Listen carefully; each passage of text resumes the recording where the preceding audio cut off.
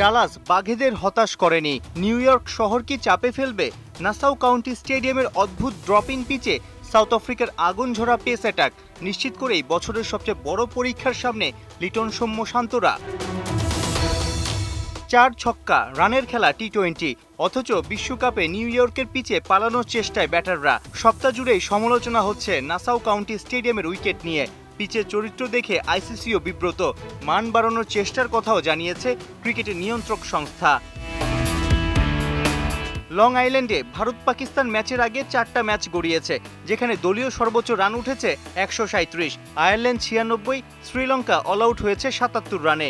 নতুন বলে বিশেষ করে নিউ ইয়র্কের পিচে পাওয়ার প্লেতে পেসারদের বলই যেন বুঝতে পারে না কোনো ব্যাটার। কখনো বল স্কিড করছে, কখনো আবার আনইভেন বাউন্স ব্যাটারদের ভয় ধরাচ্ছে। হাত কিংবা মাথায় বল লেগে ইনজুরিতে পড়ার সম্ভাবনাও উড়িয়ে দেওয়া যাচ্ছে না।